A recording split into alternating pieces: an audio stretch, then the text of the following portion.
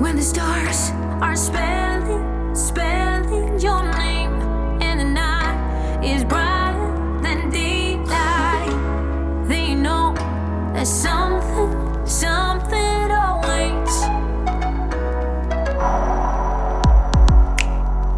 Kick off your shoes, let your body flow.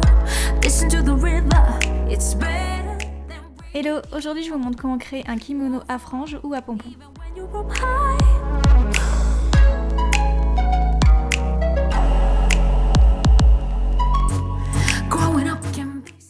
Il vous faudra du tissu d'1,10 m de large. Si vous voulez faire un kimono long comme le mien, prenez 2 mètres de longueur, sinon 1,50 m. Vous allez mettre le rectangle de tissu face à vous à l'endroit, puis plier du haut vers le bas, et enfin plier de la gauche vers la droite. Voici ce que cela donne en image. Maintenant, c'est l'envers du tissu qui doit être face à vous. Profitez-en pour ajuster la taille du tissu si vous ne l'avez pas encore fait.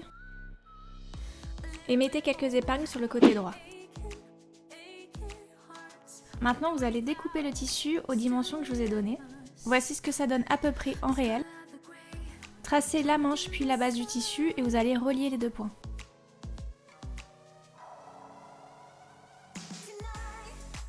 Découpez en suivant le tracé. Dépliez et mettez des épingles sous les manches et sur les côtés. Sous les manches ainsi que sur les côtés du kimono, vous allez faire en premier une couture droite, puis après une couture en zigzag sur les bords du tissu pour éviter qu'il s'effiloche plus tard. Pour faire les ourlets des manches, vous allez plier 2 fois les bords du tissu. Pliez vers l'intérieur du tissu une première fois, utilisez le fer à repasser pour vous aider. Faites bien cela tout autour de la manche et une fois que c'est fait, vous allez plier une seconde fois. Ajoutez des épingles tout autour avant de passer à la couture. Faites une couture droite. Voici le résultat, devant et derrière. On va maintenant découper le milieu du kimono, donc vous laissez toujours le kimono à l'envers, vous allez le replier sur lui-même et vous allez mettre des points de repère tout le long au niveau de la pliure. Utilisez les points de repère pour découper au centre. Une fois que vous avez découpé jusqu'en haut, vous allez maintenant découper le col. Le col devra faire 26 cm, donc en partant du centre, mettez des points de repère de chaque côté, puis découpez chaque côté jusqu'au point de repère.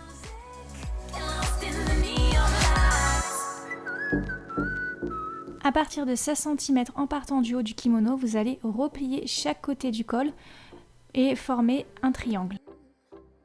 Coffee cups and cigarettes laying around the room. I don't mind a little mess. Utilisez un fer à repasser pour bien marquer les plis, puis découper au niveau des pliures.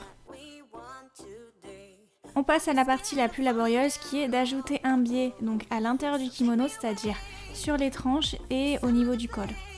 Il vous faudra 2,50 m de biais. Vous pouvez acheter votre biais en mercerie de la couleur de votre choix. Moi, à l'inverse, j'ai décidé de le créer moi-même. J'avais de longues chues de tissu mais pas assez pour faire le tour de mon kimono, donc du coup j'ai dû coudre 2 bouts de tissu ensemble. Donc pour votre information, ces bouts de tissu font 5 cm de large. Pour former les biais, vous avez besoin d'un fer à repasser et de ce petit truc en papier que vous pouvez télécharger sur un blog. Donc je vous mettrai le lien en barre d'infos. Donc c'est pas de moi, c'est sur un blog américain, vous allez voir, c'est super bien expliqué. Voici le résultat et vous allez replier le biais sur lui-même et marquer la pliure avec un fer à repasser. Donc bien sûr, faites cela tout le long. Dépliez complètement votre biais et commencez à l'épingler en partant du centre de votre kimono au niveau du col. Une fois que vous avez mis des épingles tout le long, vous allez coudre au niveau du premier pli. Voici le résultat après avoir cousu sur le premier pli, donc on voit pas très bien, j'ai utilisé du fil noir. Je vais passer mon biais de l'autre côté et épingler encore tout le long. Et voici le résultat après avoir cousu par-dessus le biais.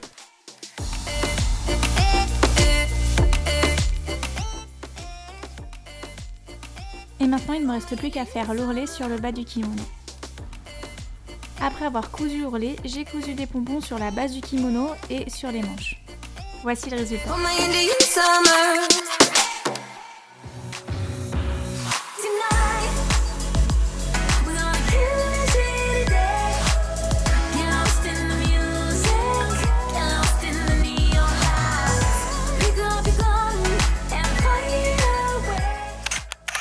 créer ce do-it-yourself, n'hésite pas à mettre le hashtag IsnatInspire. Les plus belles créations seront repostées sur mon compte Instagram. Pouce vers le haut si ça t'a plu, n'hésite pas à me rejoindre sur les réseaux sociaux et à t'abonner à ma chaîne YouTube. À demain!